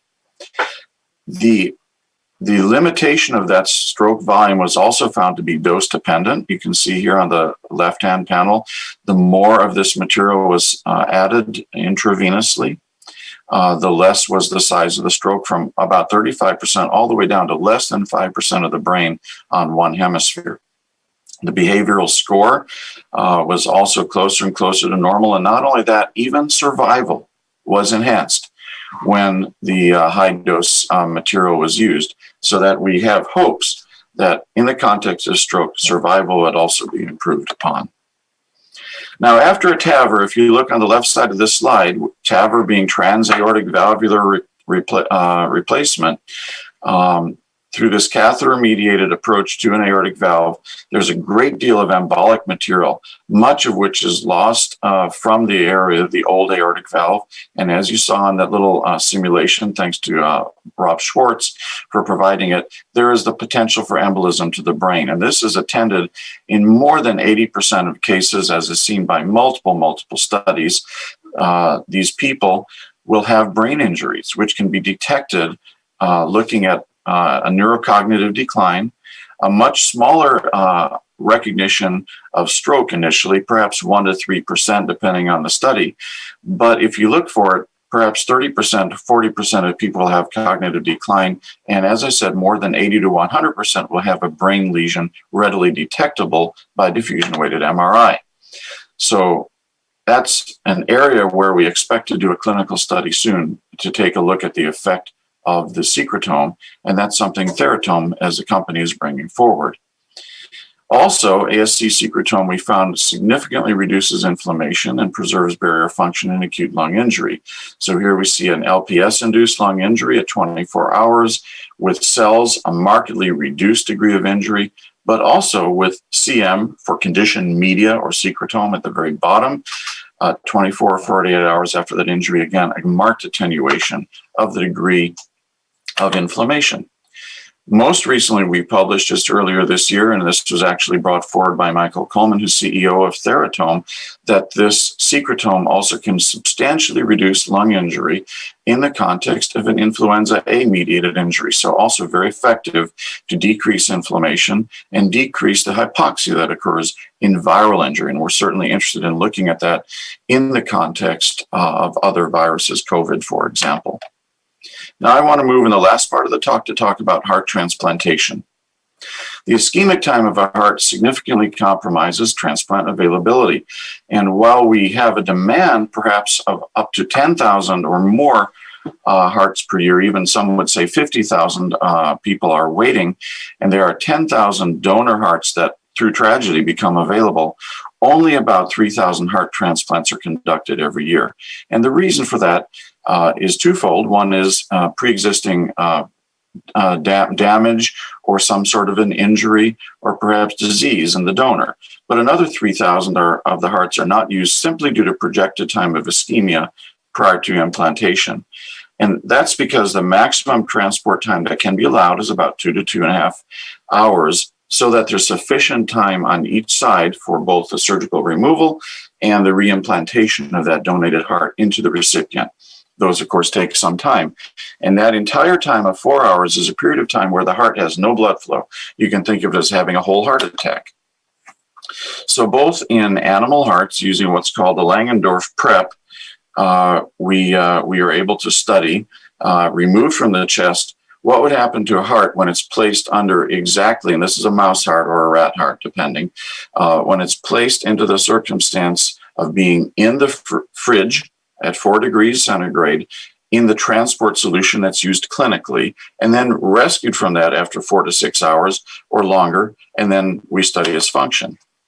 What we found after, for example, 6 hours is that when you compare the initial rate pressure product, which basically is an index of how well that heart contracts at baseline, compared to after the 6 hours in the refrigerator with the transport solution, you have a marked attenuation, and this is just time after reanimation of the heart.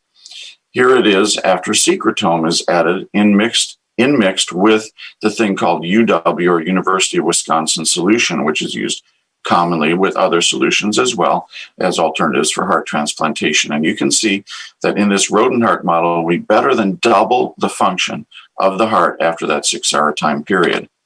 We've also looked at human heart cells in collaboration with our collaborator Pinar Zorlatuna at Notre Dame and Brad Ellis on her team, looking at these cells. You can see these human heart cells derived from what's called IPS technology, induced pluripotency, from actually white blood cells of humans. They were beating in this dish, and we look at that heart beat. It's mechanical, it's electrical, and it's beat rate, all these different kinds of parameters. And we can look at the recovery of that beat rate, again, after cold UW solution exposure. So what we find is that after exposed to that solution, there is a gradual recovery, just like you see clinically, of, in this case, a beat rate at 4 hours. But with the apposition or the admixture of the conditioned medium, the secretome, we get a much more rapid and robust recovery, such that if you go to 8 hours, this would be the recovery with UW solution alone. But with the application of the mixed conditioned media or secretome, we have a nearly doubling of that recovery, which makes 8 hours plus secretome look just about as good as 4 hours without the secretome. So we think we can double the length of the transplantation transport, thus making perhaps a doubling of available hearts. So in conclusion, we like to think of this, yet another analogy, like going from the coffee beans to the extracted coffee. That's like the secretome from the cells. So bottle the benefits, discard the cells. Instead of storing or brewing the beans or cells, we are bottling the coffee or secretome, serving up the therapy and leaving the cells behind. So in conclusion, a very prominent group of adipose and mesenchymal stem cell effects is mediated by the activity of their secretome, including in particular the exosomes. The factors have a very practical opportunity to limit a whole host of different diseases. I mentioned in particular the cerebral lesions after a TAVI. The ASC secreted factors secrete other inflammatory and ischemic diseases, and we haven't had a chance to address those today, but we'll certainly be happy to talk with you about them if you come to me by email or whatever means, and acute lung injury caused by viral infection. Lastly, I think we have an opportunity to advantage significantly the length of transport of multiple organs, including the one that we're working with currently, which is in fact the most sensitive to transport time, and that's the heart, thus augmenting the availability of precious donor organs. I do have a couple-minute video which I could present if you wish me to. It's totally up to you, Steve. So I'll conclude now, and you tell me if you'd like me, if you can break in, tell me if you want me to play the video about heart transplant. So Keith, thank you very much. I think that we're running a little long today. I think we should probably just proceed, and what we can do is in our next newsletter, we can send people to this video and let them watch it. But thank you for joining us today. You're welcome. Thank you very much for the opportunity. It's been great to see you again. Good seeing you. Thank you. So we're back in the studio, and I'm here with Dr. Joan Nichols, who's professor in the Department of Surgery here. Her laboratory is located in the Houston Methodist Research Institute. And we've got a little bit of show and tell here for you today, talking about lung bioengineering and lung regeneration. Dr. Nichols? Thank you for inviting me to talk to you today. I need to tell you a little bit about background material though, so you understand what it is that I do. So basically, a lot of what we know about how cells and tissues and organs function is really based on isolating cells from, well, organs or tissues, or even from organ-specific tumors. And so we work with these in culture, but putting a cell in a culture dish isn't the same thing as looking at a piece of tissue. There's no dimensionality to it. It's usually just one cell type, and you really need to have more to get a really good understanding of what the robust responses are of your body. And so a lot of the work that I do is modeling. That means, well, I take a support scaffold and I actually put cells on it. So here's a picture of what doesn't look very impressive, but this is actually natural long scaffold that has been cut into small pieces that I can add cells to and then create a small piece of tissue so that I can model responses, well, that would happen in your body. The scaffold itself, in this case, I've worked with lots of different scaffolds. Natural ones and synthetic ones. This is actually a natural scaffold from a natural lung, and I'll talk a little bit more about that in a minute. But you see how fluffy it looks and how nice. I take those small pieces of lung that we create using that scaffold or skeleton of the lung. By adding different kinds of cells to it, I can keep it alive in a bioreactor that looks like this one. Actually, we have one right here. So that bioreactor, it's small. It cultures one piece of tissue in it, and it lets you model things like, well, I can expose that small piece of lung to influenza virus or the virus that causes COVID and look at what the responses are of the tissue. I can also subject this piece of tissue to high levels of radiation, pressures that we wouldn't normally see in our lungs, all different types of things that would affect how your lung response happen. I also, I'm sorry, go ahead. I have a question about this. This was originally developed to go to the space station? This chamber is actually developed with a company that I designed what I needed, and they took what they had developed for the space station about 25 years ago and produced this for me to work with. The company is called Synthicon, and it was a NASA offshoot company. Good. And so if we go back to your slide, and we can show then how this particular device transitioned to what was really on the space station. Well, that's big and heavy. Yeah, big and heavy. And I actually sent 35 pieces of lung tissue to the space station and then sent 35 back to my lab as ground controls. So what we actually had to do for the space station is this little pouch. It's a little Teflon pouch. It's lighter than my models. It lets the piece of tissue, and I can point to it in the middle, that would be, right now that's a piece of large lung scaffold that had cells on it that was fixed with something that keeps it from falling apart.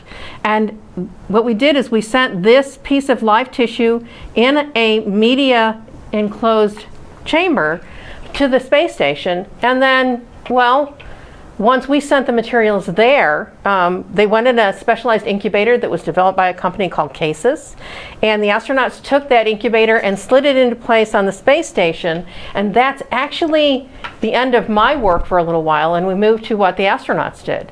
So maybe we can introduce the astroscientists that actually did this study. So the astroscientists, who are the lovely people that did all the work for me on the space station, because although my lab wanted me to fly there, I wasn't ready to. So we relied on Peggy Whitson, who was coming towards the end of her long period of time in space, and Randy Bresnik. And these were the two astroscientists that actually, on a regular basis, removed a small amount of media from around that piece of tissue, and at the end of each week, fixed each of those pieces of tissue for a return back to me to compare to my ground controls. So our actual experiment ran for about 6 weeks. And then the samples were stored until, well, to be frank, until the Dragon capsule containing the waste from the space station came back to Earth, and that's when they brought us back everything that I needed to get, and my experiment came back to me. So let's take a look at the glove box. So this is what it looks like when... Let's go back to the slide. There it is. There we go. It takes a minute to come up. So here is a picture of both Randy and Peggy working at the big glove box that existed in the space station. So the reason for a glove box is if anything floated away, they had to retain it. They couldn't let anything flow away, or if any of the media leaked out of one of my samples, you wanted to contain it, or else it would float around in the space station until the astronauts cleaned it up. And so you work in these specialized glove boxes to take the samples that are required, and at the end of each week to fix a set of these samples to return to me. So this experiment let us measure, well, what happens to your lung in space? We've concentrated a lot on what skeletal muscle changes and what changes happen in eyes of astronauts, but there hasn't been a lot of work to understand what happens to the lung. And it's kind of important because I don't know about you, but I breathe a lot, and I know they breathe a lot. And so you really want to know what happens to them while they're doing their time in space. Also, these models are small, they're inexpensive to make, and they could be sent to someplace like, oh, I don't know, the moon, and maybe someday Mars, as well as other little constructs like this made of heart and liver and all the other tissues that make us up, human tissue, not a mouse, and send them to these places and assess, well, what being in that environment does to you. Because in microgravity, your lungs change and your organs change. And in the radiation of low Earth orbit, you may experience changes in tissues that we didn't expect, and therefore radiation on other sites like the moon or Mars, we would actually be able to assess what that environment did to the tissues we wanted to look at. So would you like to transition now to lung regeneration and transplantation? Well, believe it or not, this project fits with this, because someday we're going to do made in space. We're going to actually bioprint in space, which we can't really bioprint a whole organ now, but someday we will be, and it may actually happen there. But basically, because we're not ready to do that yet, we did what we needed to do here, okay? And so when I talk about a natural lung scaffold, this is what I'm talking about. This is a pig lung. It's in a chamber like one of these that are surrounding me. These are bioreactor chambers. Actually, it's in one of the large ones. And this is a lung just after it was isolated, and it has cells in it, and it has blood in it, and we're going to pump through a mixture that is containing sugar and a detergent, which slowly over the 7 days that this process is showing you, this is time-lapse photography, you destroy all of the cells and remove even fragments of the cells in the DNA, and you also flush out all the red blood cells and destroy everything, and slowly you see the tissue of that scaffold becoming whiter and whiter. And that's at the end of this whole process. And you see the little rudimentary piece of a heart in the middle, little pink spot? That's because the process is actually optimized for lung and not for heart. And so that's actually the process that we do to make a natural lung scaffold. So, hang on. Well, we can play that one more time. We're going to play it again. Yeah, let's play that again. Sorry. Go back. There we go. Come on. Technical difficulties. There we are. And so, well, we can stop here since I've got it at this point, and I can show you what a natural lung scaffold looks like at the end. This is a small lung scaffold, and I'm going to tip it up for you. What's nice is that it's a little dry, so it's sticking to the actual pan that we have it in. It has a trachea in the middle. This is not a biological. This is just the collagen and elastin, the proteins that make up the structure or the skeleton of the lung. And until we put cells back on it, is not a biological. You can see the right and left side of the lung, and on this piece over here that you can't see really well, this is the pulmonary artery and pulmonary vein component here. So one side is pulmonary artery and the other side is pulmonary vein. This is a natural scaffold made from a pig's lung itself, because this was part of a project that we did, well, to see if we could do preclinical studies that would someday lead to producing a lung that could be transplanted into a person. And so that's what you're looking at in the scaffold as it's being made, is you're seeing it as we flush out everything that is there. It's not going to let me do it. It's not going to run again. That's okay. Well, let's move on to the next slide. So the next slide is showing you one of the most beautiful ones we created. This is a very photogenic scaffold where we actually have it lit so that you can actually see through it, and it was newly produced. It isn't dried like this one yet. But we've developed a process, just like we did to get rid of the cells and blood that's in a lung to make a scaffold. We developed a process, or a recipe actually, that lets you build a new lung. It takes 30 days to do that, and we're not saying that we built a perfect lung. In this case, we built the best lung that we could, and that's a picture of the scaffold being placed into this small bioreactor chamber that you see right here. So this is for a single lung, and the big one that's on my other side is to produce a double lung set. So we start with a single lung, and it goes into this chamber, and every day for 30 days we put in a cell type, a product, a nutrient that the lung needs to have, factors that the lung needs to have to actually repair itself are very often very useful in doing this process to create a lung for transplantation. And that's exactly what we did, is we created a lung for transplantation. So that scaffold, that same scaffold is in the next picture. That's a scaffold about 20 days into the process of producing a lung. You can see the control system on one side, the piece of equipment that's sitting there. There's the control system. And a reservoir on the other side that is the media reservoir for the media that leads into the tank in the middle. There's an oxygenator that you can't see that maintains high levels of oxygen or low levels depending on what we're doing in that chamber.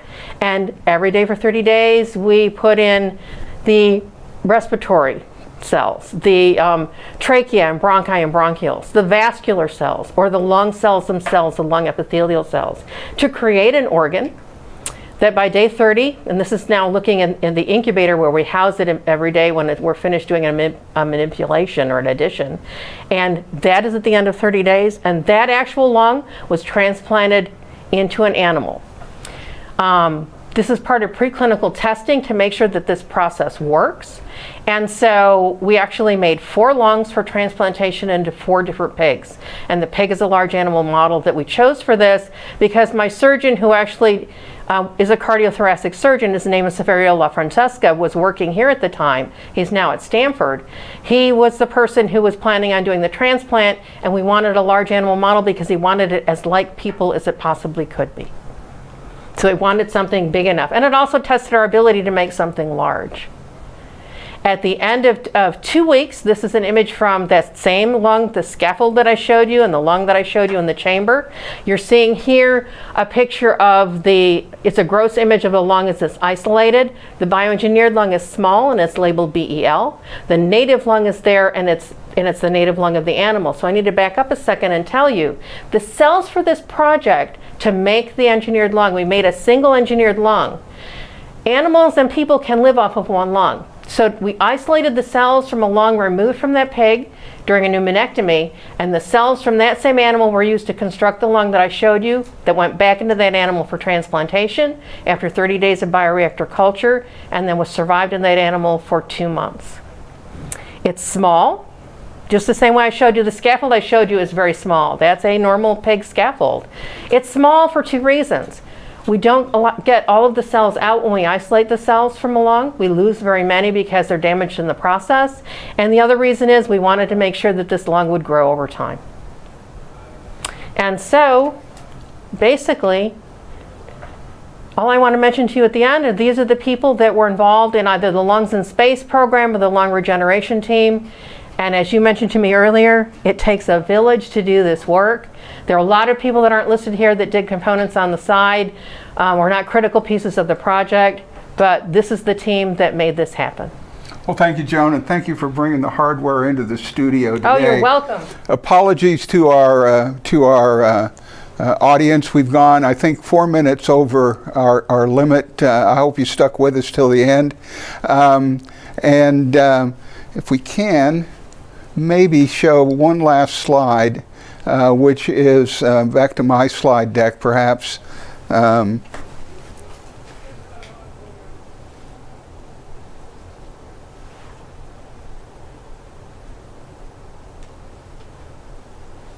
Wanted to thank the production team, our Pumps and Pipes production team, and the DeBakey CV education team.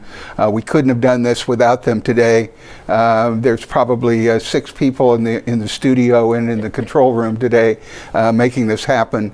And then, of course, it does take a lot of other people to put it together. So thank you very much for joining us today for our Pumps and Pipes Tech Rodeo on inner space, outer space, and the earth between. Thank you.